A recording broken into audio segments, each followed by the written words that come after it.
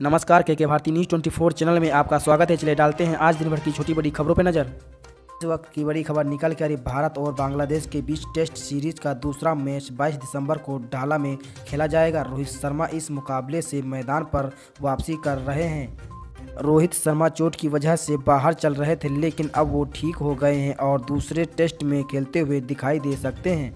Rohit team India के नियमित कप्तान हैं। उनकी वापसी के साथ ही प्लेइंग 11 से एक खिलाड़ी को बाहर होना पड़ेगा। ऐसी स्थिति में शुभमन गिल या केएल राहुल में से किसी एक को बाहर होना पड़ सकता है। जी हां, आपको बताते चले, भारत ने चट्टगांव टेस्ट में बांग्लादेश के खिलाफ पहली पारी में 404 रन बनाए। इस दौरान शुभमन गिल 20 रन और केएल राहुल ने 22 रन बनाकर आउट हुए।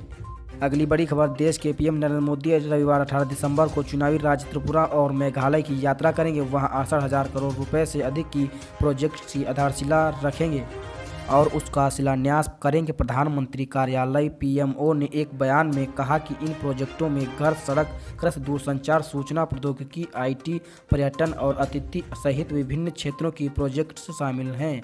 अगली बड़ी खबर, टेस्ला और ट्विटर के मालिक एलन मस्क ने शुक्रवार 16 दिसंबर की देर शाम कहा कि वह कई पत्रकारों के सस्पेंड हुए ट्विटर अकाउंट को फिर से चालू करेंगे। कई अकाउंट्स पर मस्क के परिवार को खतरे में डालने का आरोप लगा था, जिसके बाद उन्हें सस्पेंड कर दिया था। न्यूयॉर्क टाइम्स, CNN और वाशिंगटन पोस्ट के आधा दर्जन से अधिक प्रमुख पत्रकारों के खातों को निलंबित करने के बाद मस्क को यूरोपीय संघ और संयुक्त राष्ट्र ने भी चेतावनी दी थी। अगली बड़ी खबर निकल के, धरती के स्वर्ग कहे जाने वाला जम्मू कश्मीर बीते कुछ सालों से भयंकर प्रदूषण की चपेट में है। जम्मू कश्मीर के सबसे बड़े अस्पताल शेर-ए-कश्मीर आयुर्विज्ञान संस्थान के निदेशक डॉक्टर परवेज कोल ने पिछले दिनों एक रिपोर्ट जारी किया था। रिपोर्ट में उन्होंने दावा किया कि कश्मीर में हर साल 10,000 लोगों की मौत प्रदूषण की वजह से होती है। जी हां, आपको बताते चले, रिपोर्ट के मुताबिक राज्य में इस साल 5,822 लोगों की मौत वायु प्रदूषण से और 3,457 लोगों की मौत घरेलू प्रदूषण से हुई है।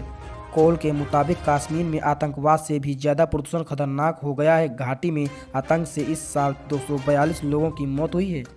अगली बड़ी खबर निकल के आ रही, केंद्र सरकार समय समय पर देश के हर वर्ग के लोगों के लिए कई तरह की योजनाएं लेकर आती है। ऐसे ही एक स्कीम का नाम है ई श्रम कार्ड स्कीम, जिसे खासकर देश के मजदूर वर्ग के लिए बनाया है। इस स्कीम को भारत सरकार के श्रम और रोजगार मंत्रालय द्वारा चलाया जाता है। इस स्कीम के तहत अगर कोई व्यक्ति अपना रजिस्ट्रेशन करवाना है तो ऐसे में उसे कई तरह की सुविधाएं मिलती हैं।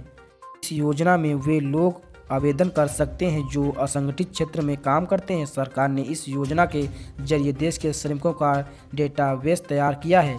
कोरोना महामारी के दौरान करोड़ों कामगारों का काम छूट गया था। ऐसे में सरकार को इन लोगों की मदद करने में काफ़ी दिक्कतों का सामना करना पड़ता था। ऐसे में सरकार ने इस योजना की शुरुआत की है, जिसका नाम है ई श्रम कार्ड योजना। अगली बड़ी खबर, देश के आगामी बजट 2023 को लेकर वित्त मंत्रालय हर मोर्चे पर कड़ी तैयारी में जुटा हुआ है। केंद्रीय वित्त मंत्री निर्मला सीतारमण ने इसे लेकर अहम बयान दिया है। सीतारमण ने सरकार की संभावित रणनीति के बारे में कहा कि मोदी सरकार के अगले बजट 2023 में आर्थिक विकास को रफ्तार देने के लिए सार्वजनिक व्यय बढ़ाने पर जोर दिया जाएगा। वित्त मंत्री ने ये बातें दिल्ली में उद्योग संघ फिक्की FICCI के एक कार्यक्रम में कही है। अगली बड़ी खबर निकाल के आ रही, आधार कार्ड भारत में एक अहम दस्तावेज बन चुका है। स्कूल में एडमिशन से लेकर बैंक तक के आधार कार्ड अनिवार्य हो गया है। वही आधार कार्ड को पैन कार्ड से लिंक कराना अनिवार्य हो गया है। अगर यह नहीं कराया जाता है तो पैन कार्ड निरस्त हो जाएगा। ऐसे में चुनाव आयोग ने भी नागरिकों को आधार से वोटर ID लिंक कराने का लिए कहा गया है। अगली बड़ी खबर निकल के आ रही, पूर्वोत्तर राज्य में पीएम नरेंद्र मोदी की 18 दिसंबर की यात्रा के मद्देनजर त्रिपुरा में सुरक्षा कड़ी कर दी गई है।